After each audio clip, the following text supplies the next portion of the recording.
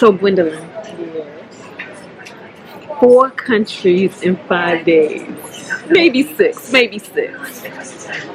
Y'all might have to excuse us. I don't even know how we look right now because 4 countries and twice in London.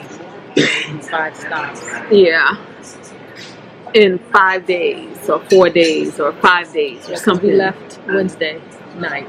So I want to go over. So guys, y'all know we went to London, we went to Vienna, Austria, we went to Prague, Czechia or Czech Republic. We were both right, and we went to Madrid, Spain, and now we are actually back In London. in London, where we did all the shopping, y'all. I spent like $150 just in these London airports. Woo. Christmas gifts for sure. Hashtag Christmas. So I want to ask you, of our trip, what was your favorite experience? I'm going to stick with Prague. Prague was your favorite? Just Prague because of the historic buildings and just, I mean, it was so beautiful to me. It was. So unique and so beautiful, and it was just good information. I liked Prague. It felt warm. Yeah. You know, just felt warm. And I'm gonna put a bid in for London. I feel like if we had more time, I mean, we were enjoying, like we already saw how we could plan a whole freaking That's day That's true. and more in London, but just in the little area we were in, That's true. you know. But so with each place, Not for the food. no, Not for the food. I'm sorry. I feel like Indian food in London is really good. Maybe Jamaican. So we would have had to try some different cuisine, Yes. and not just your mush peas and whatnot. But in Prague, it was, there's lots of dishes that people tried that were good. Yeah. So let's go with London. What was your favorite experience? What was your favorite piece about London? I liked when we went to the Tower of London, across the London Bridge falling down. Yeah. And then the tower, what's it called? Not Tower of London. Yes. But we didn't get enough time there. But I liked the tour, I liked the whole headphone things, and it was just pretty cool to be narrated and to know exactly what was going on. And it would have been so cool if we would have been able to take a Yeoman Warden tours. They're they're also known as beef eaters because back in the medieval times when they were the guards of the king, it was said that they were able to eat as much beef as they wanted. Like beef was a commodity, it was rare, and so a lot of the regular people didn't necessarily get meat like that, but they were allowed to eat it and get their fair take of it, hence they earned the name beef eaters. Okay. And they're still guarding the tower to this day. All of the Yeoman Wardens are former police officers. And I believe that, let's not go with a number, but they're all former police officers who served the crown for at least 22 years. So they're retired, like retired military, and military men. So, yeah. So that would have been, and I hear that their stories are really interesting and entertaining. There's a lot of ghost stories. Y'all know there was a lot of deaths. So yeah, that would have been, super wonderful to explore some more along with the Shard and, just all of that stuff around there. The crown jewels was a trip. They were like gaudy like a mug. Exactly. That's the best word for it. Like over the top, just ridiculous with all the gold and the jewels and gems and everything. Diamonds. Yeah. They just... So that was London. Now let's go on to Vienna, Austria. What was your favorite part about Vienna? I have a favorite part. It would be just the stories, the tour guide. The free walking tour. That was the best. He was hilarious. Hilarious and just informative. And he had a great sense of humor about even the worst things. He was a great storyteller. He told wonderful stories. And I have theories, guys. I have theories. The free walking tours, the day tours, those are where you want to be. Because it's my opinion that the tour guides have to be good enough to hold your attention and to keep the crowd. Otherwise, you start losing one and two, and by the end of the tour, you don't have anybody there. They're relying on your tips. So therefore, I feel like they have the best and the brightest give those hour tours, the peak hour tours. What happened? Because you said they rely on your tips, but the way you said it was. I'm just saying it just sounded funny the way you said it. My bad. Anyway, keep going. We really had no sleep, y'all, and that's literal. We pretty much stayed up in Madrid. Like we didn't even get into bed. We like sat on the couch and then napped on the couch. Yeah. And yeah. So I have that theory because we've done tours at other times of the day which were off peak hours, and those tour guides seem to be still in training or just lacking a little je ne sais quoi. Is that the word? Yeah. So, so I say those free daytime walking tours, I feel like they're definitely worth your time, especially to give you an introduction to the city and the culture. So yeah, that was my favorite part of Vienna as well. Also, what I liked about Vienna, the Christmas markets, I liked how they served their glühwein in the mugs, and the real mugs. And then when you go and turn their real mug in, you'll get more money back. Or you can keep it and, you would have paid about €7 to €8, or 7 to 8. It was euro. 7 to €8 for that. Or you turn it back in and you get a refund of like €4. So what was your least favorite part about London? We forgot to do London. What was your least favorite part about London? For me, it was the weather that day. And hell, the weather today. We looking right out the window. London is very, I don't know if it's during the season, but it's very overcast, cloudy, rainy. Hence, London fog, But a lot of people who live here don't seem to mind. All right. Next question. So, worst part of Vienna. I think it was just recognizing that the people they come across as very harsh, impatient, and just like... And that can translate as rude and just not kind, not warm.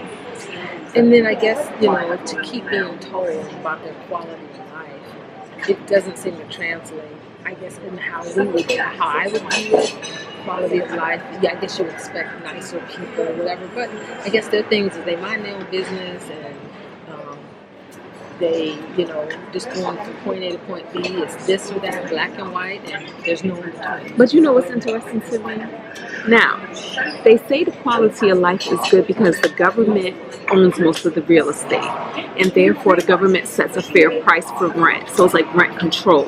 And so people are happy because they make a fairly good income, and if you wanted subsidized housing, you have to make you can make up to €55,000 a year for a family.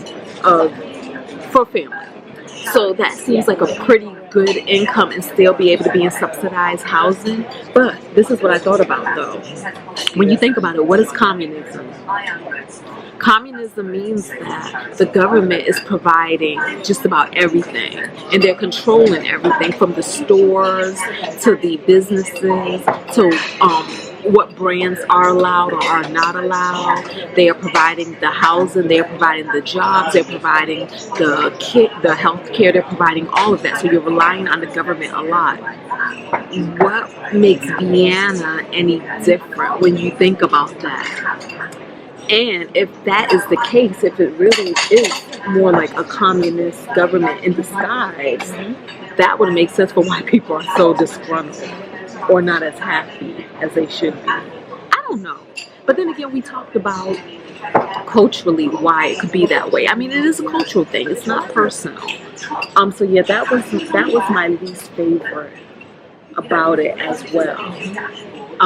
But had we been there longer, I would have wanted to experience the opera, experience going out to some of the camps, the concentration camps, because history, So that's how I would have felt that time, So let's go to Prague, guys. What was your favorite? You know, I was like taking a picture of every building. I think I looked at every single building. I looked it up, I looked it down, I looked sideways. I saw gargoyles. To me, I was like, this is like being on a movie set, just like you were saying. And nothing felt real, but it was just like awestruck. Now, if that was a place to get robbed, because I'm looking up all the time, that should have been the place where things could happen. Yeah. But it was just majestic, beautiful. Just every turn was something amazing. Yes. To see. The hot wine in Prague was called hot wine, but it was tasted so yummy. The Christmas markets were beautiful. But I'm going to say this. This is the thing about Prague with the architecture. It is one of the oldest original cities because it hadn't been bombed during the wars. You know what I mean? So they didn't have to rebuild a lot of things. So it's still intact. So a lot of that architecture, a lot of that structure is still there, preserved as it was then. A lot of the other places like Vienna, they've been bombed time and time and time again during World War I and World War II and that sort of thing. So yeah, Prague was definitely, it was colorful. I thought that those buildings were fake. They weren't. They were real. Because I was like, this looks too pristine and clean and yeah. What was the part that you like least about Prague? You go ahead, because I need to think. Perhaps.